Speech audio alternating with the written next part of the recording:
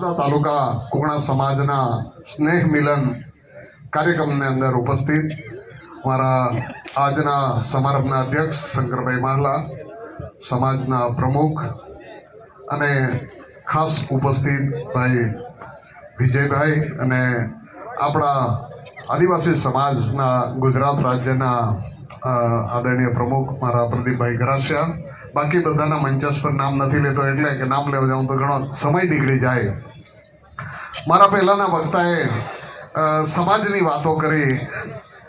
દરેક અલગ અલગ આપણે ક્યાંથી આવ્યા, ક્યાં વિજયભાઈએ વાત કરી, હું એ તરફ નથી, મારો વિષય હું બદલી નાખું છું. આપણે સમાજની અંદર હંમેશા દરેક સમાજ ચિંતા કરે છે. ધોળિયા પટેલ સમાજ હોય, કુકણા સમાજ, અન્ય સમાજ અને જેમ ઉજાડિયા પાટીદાર સમાજ, ઠાકોર સમાજ, બધા અલગ અલગ સમાજ છે. દરેક સમાજ છે પોતપોતાની ચિંતા કરે. ત્યારે હું એક દિશા તરફ લઈ જવા માગું છું કે હવે પછી આપણા યુવાનો છે, આપણે તો આપણા વડીલો પૂર્વજોએ જે આપણને ભણાવ્યું, જે કંઈ જ્ઞાન આપ્યું, તો આપણે અહીંયા સુધી પહોંચી રહ્યા છે. પરંતુ હવેનો સમય ખૂબ કોમ્પિટિશન છે. ધંધામાં કોમ્પિટિશન, ભણવામાં કોમ્પિટિશન, નોકરીમાં કોમ્પિટિશન, દરેક વસ્તુમાં કોમ્પિટિશન છે.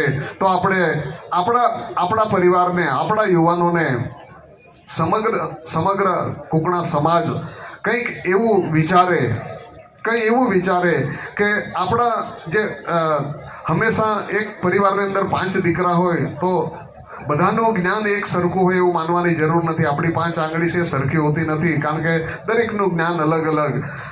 એક 2 ભાઈ હોય અને 2 ભાઈના 2 દીકરા હોય તો બંનેનું જ્ઞાન સરખું છે એવું માનવાની જરૂર નથી. એ પહેલો નંબર લાવે તો મારો દીકરો બી લાવવો જ જોઈએ એવી અપેક્ષા ને, કારણ કે દરેકની જે મેમરી છે તે અલગ અલગ. એટલે કે કોઈ 5 વર્ષે પરિપક્વ થઈ જાય, કોઈ 7 વર્ષે, કોઈ 10 વર્ષે. ત્યારે આવતા દિવસોમાં આપણા યુવાનોને, આપણા બાળકોને યુપીએસસી અને જીપીએસસી દરેક ઓફિસમાં એક આપણો કર્મચારી રહે એવી વિચારણા કરવી પડે. અને તેના માટે સમાજે જે નવા યુવાનો છે, જે યંગ યુવાનો છે, એમને સારામાં સારું માર્ગદર્શન મળી રહે એવી વ્યવસ્થા કરવાની ખૂબ જરૂર. લાઇબ્રેરી તો અત્યારે સરકાર અને અમારા જેવા આગેવાનો બનાવી રહ્યા છે, પરંતુ જીપીએસસી અને યુપીએસસી માટે, કારણ કે class 1 IAS, IPS, IRS, IFS એવા અધિકારીઓ સમાજમાંથી બને તેની ચિંતા હવે કરવાની જરૂર છે. કારણ કે દરેક વસ્તુ, દરેક ધંધાની અંદર પણ કોમ્પિટિશન, હરીફાઈ.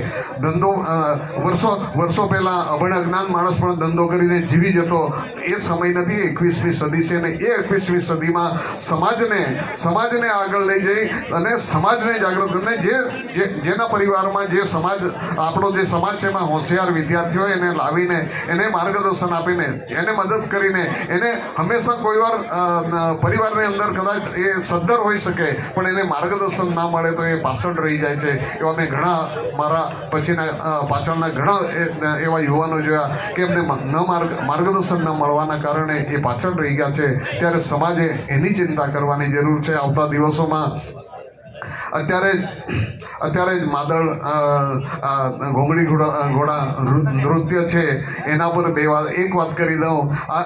એકચ્યુઅલી આપણા પૂર્વજો, આપણા વડીલો છે ને, હોળીનો સમય આવે ત્યારે હોળીના હટવાડામાં નાચવા માટે લઈ જતા, નાચવા માટે ને ત્યાં નાચીને પૈસા પણ ઉઘરાવતા ને એનો એક આનંદ માણતા હતા. પણ એમાં આ ઘોંઘડી ઘોડામાં એક વધારો, કદાચ અમારા મંચ પર બેસેલા યા સામે બેસેલા પ્રેક્ષકો છે એમાંથી આપણા સમાજના વડીલો છે, એમાં એક 2.5 ફૂટનો એક પાંવકો આવતો, પગ બાંધવામાં આવતો, અને પગ બાંધીને 2.5 ફૂટ ઊંચું થાય ને એ ઘોંઘડી ઘોડું નાચવામાં આવતું.